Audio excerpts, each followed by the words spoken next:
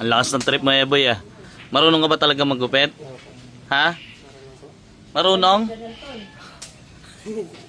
Ba't tumatawa ka? Parang ginagawa mo yan dahil para din makuha ni Elio si Ina. Ano, Elio? Tulungan ko na nga po eh. Elio, ano masasabi mo kay Ina? Kay Eboy? Yung sinabi mo kahapon. Elio? Ano yung masasabi mo? Okay naman sila. Kahit pa paano. Okay naman sila kahit paano. Hindi yung sabi mo kahapon kay Ano kung mangawin muna niya. Yan ang likod. Sino? Ina. Bakit? Ba't mangangahoy? Para kung saanin na iinit niya. Mangawin muna niya kahit paano lang yan na kahit. Ang oras lang anin niya mainit yung talong ng bahay.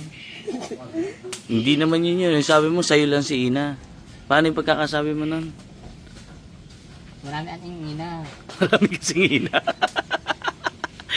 Boy, umayos ka pagka yan parang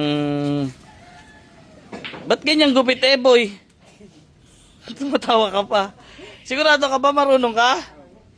Sila. Sure ka boy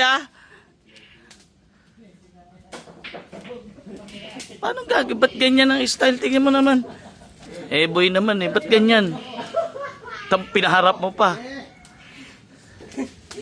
Dito, ganyan. Tingnan. Ay, oo, marunong nga si Boy. In-style lang muna niya. Yung camera para makakita mamaya. Oo, magaling. Tapos, ano yan? Paano yung style na yan? Tingnan. Ay, blade lang.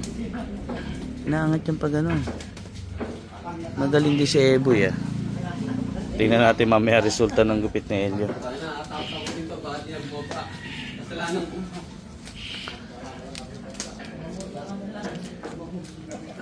Tama ba yan, Boy? Parang duda ako sa pinagagawa mo. Siguro ikaw tagagupit dun sa inyo, no? Ikaw nagugupit dun sa inyo? Mga bata sa sityo. Tapos tatay ko po, yung matatundan naman po. Ginugupitan mo rin? Opo.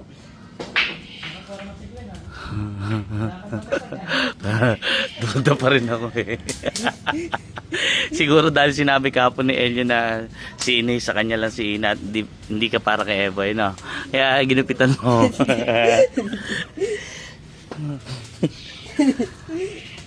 Nep na yan. Harap nga dito, Elio. Parang may kamukha kang ngayon Hindi ko lang maalala kung sino Si ano? May kamukha. Harap ka dito. Boy, ayusin mo. Tingnan. Boy, duda talaga ako sa iyo